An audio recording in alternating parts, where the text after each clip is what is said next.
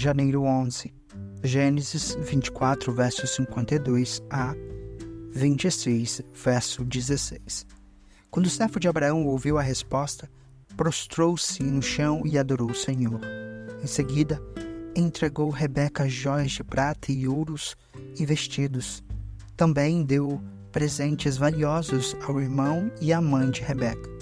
Então o servo e os homens que o acompanhavam comeram e passaram a noite ali.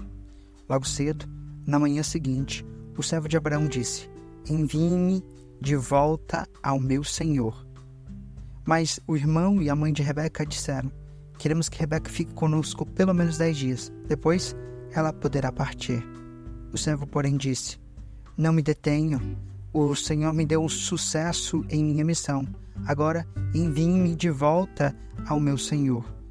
Pois bem, disseram eles, chamaremos Rebeca e pediremos a opinião dela. Chamaram Rebeca e lhe perguntaram: você está disposta a ir com este homem?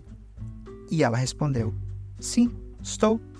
Com isso, eles se despediram de Rebeca e a enviaram com o servo de Abraão e seus homens. A serva que havia amamentado Rebeca a acompanhou. Na hora da partida, abençoaram Rebeca, dizendo: nossa irmã, que você se torne mãe de muitos milhares, que seus descendentes conquistem as cidades de seus inimigos. Então Rebeca e suas servas montaram nos camelos e seguiram o homem. Assim, o servo de Abraão partiu levando Rebeca. Nesse meio tempo, Isaque, que morava em Negueb, havia regressado de Beer-lahai-roi. Ao entardecer, enquanto caminhava pelo campo e meditava, levantou os olhos e viu que camelos se aproximavam. Quando Rebeca levantou os olhos e viu Isaque, desceu do camelo no mesmo instante e perguntou ao servo: quem é aquele homem que vem pelo campo ao nosso encontro? Quando ele respondeu: é meu senhor. Rebeca cobriu o rosto com véu. Depois, o servo contou a Isaque tudo o que havia feito.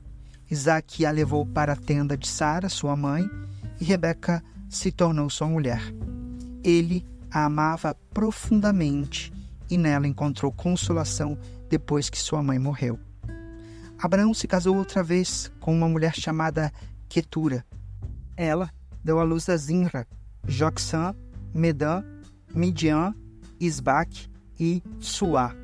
Joksã gerou Sabá e Dedã. Os descendentes de Dedã foram os Assuritas e Letuzitas e os Leumitas. Os filhos de Midian foram Efá, Efer, Enoque, Abdá, Elda. Todos eles foram descendentes de Abraão por meio de Quetura. Abraão deu tudo que possuía a seu filho Isaque. Antes de morrer, porém, deu presentes aos filhos de suas concubinas e os separou de Isaque, enviando-os para as terras do leste. Abraão viveu 175 anos e morreu em boa velhice, depois de uma vida longa e feliz. Deu o último suspiro e, ao morrer, reuniu-se aos seus antepassados. Seus filhos Isaque e Ismael o sepultaram na caverna de Macpela, perto de Menre, no campo de Efron, filho de Zoar, o Hitita. Esse era o campo que Abraão havia comprado dos Hititas e onde havia sepultado Sara, sua mulher. Depois da morte de Abraão, Deus abençoou Isaque e ele se estabeleceu perto de Beer-lahai-roi, no Negueb. Este é o relato da família de Ismael, filho de Abraão com Agar, serva egípcia de Sara.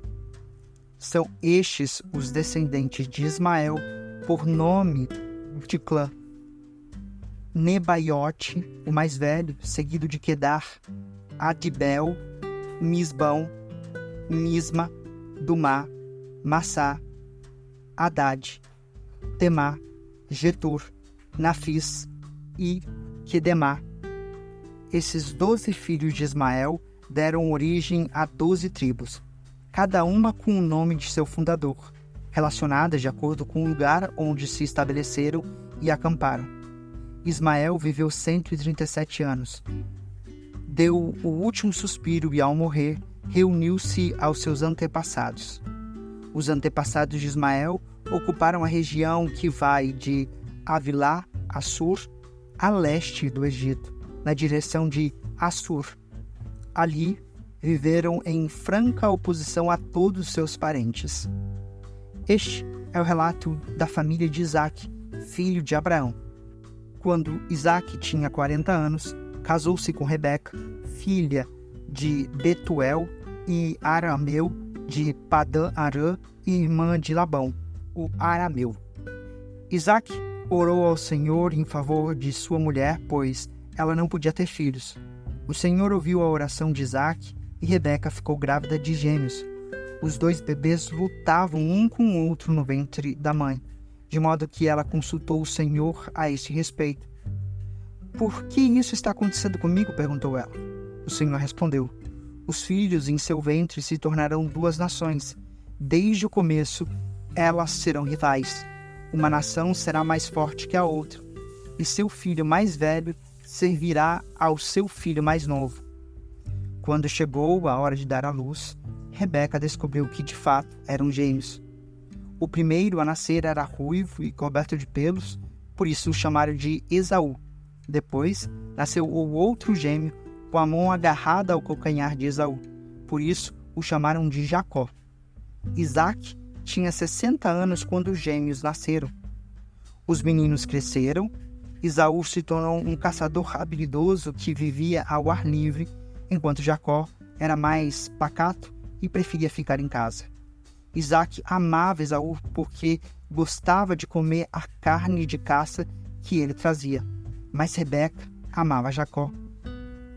Certo dia, quando Jacó preparava um ensopado, Esaú chegou do deserto, exausto e faminto.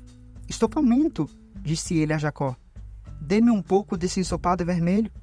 Por isso, Esaú também ficou conhecido como Edom.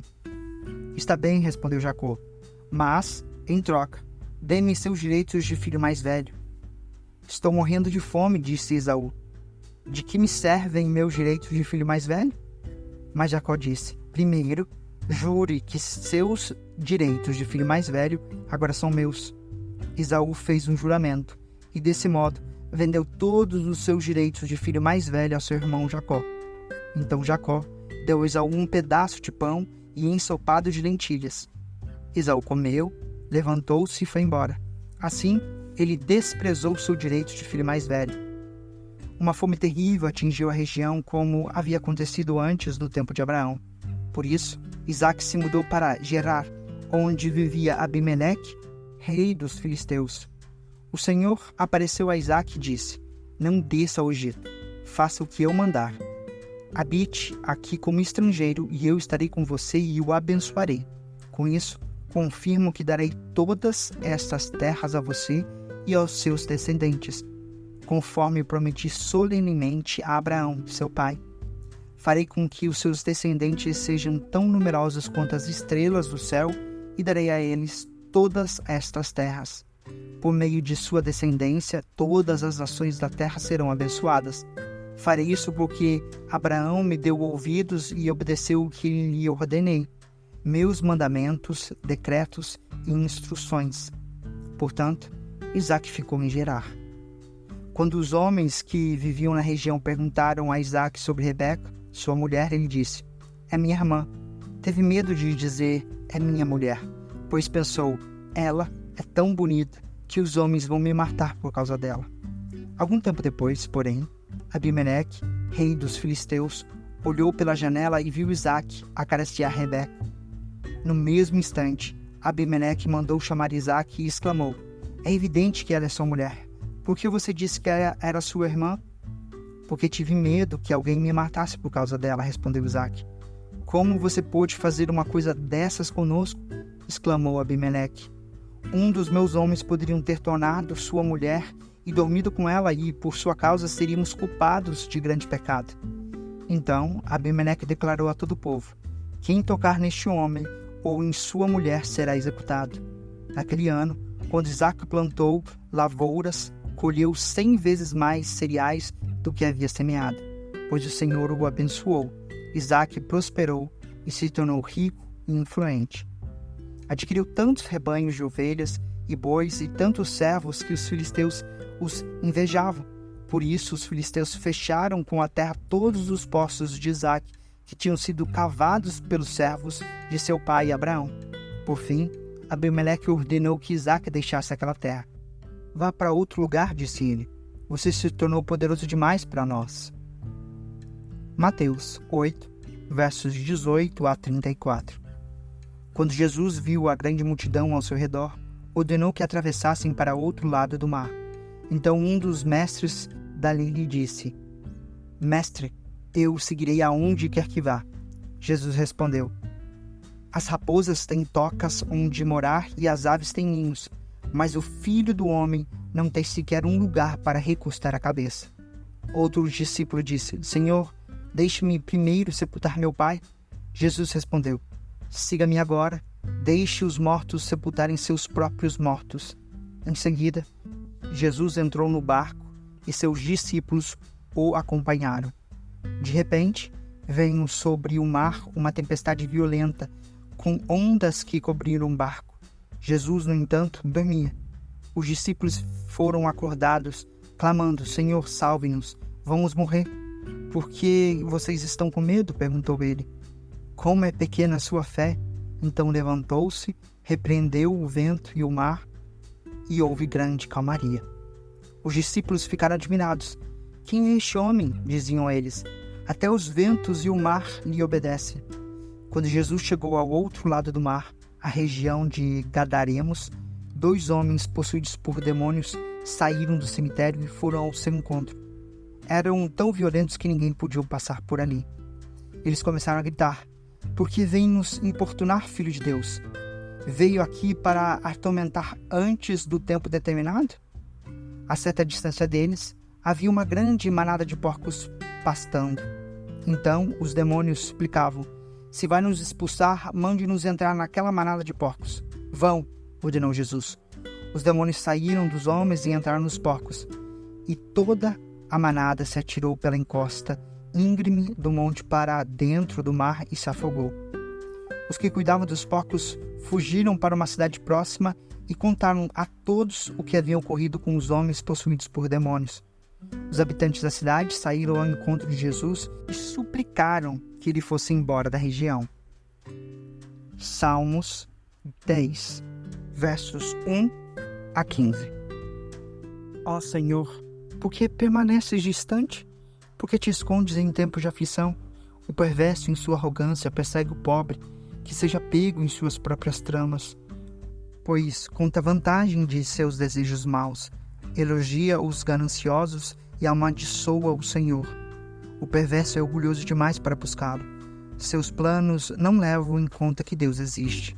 No entanto, é bem-sucedido em tudo que faz. Não vê que teu castigo os aguarda e despreza todos os seus inimigos. Pensa: nenhum mal nos atingirá, nunca teremos problemas. Sua boca é cheia de maldições, mentiras e ameaças, e em sua língua há violência e maldade. Fica de tocaia nos povoados à espera para matar os inocentes. Está sempre à procura de vítimas indefesas. Como o leão à espreita em seu esconderijo, aguarda para atacar os desamparados. Como o caçador, ele os apanha e os arrasta dali. As vítimas indefesas são esmagadas, caem sobre a força do perverso. O perverso diz consigo: Deus não se importa. Fechou os olhos e não vê o que faz. Levanta-te, Senhor, castiga o perverso, ó Deus, não te esqueças dos indefesos. Por que o perverso continua a desprezar a Deus? Ele pensa: Deus jamais me pedirá contas. Tu, porém, vê o sofrimento e a angústia que ele causa. Observa-o e castiga-o. O indefeso confia em ti. Tu amparas o órfão. Quebra os braços dessa gente má e perversa. Pede contas de sua maldade até nada mais restar. Provérbios 3, versos 7 a 8. Não se impressione com a sua própria sabedoria. Tema o Senhor e afaste-se do mal. Então você terá saúde para o corpo e força para os ossos.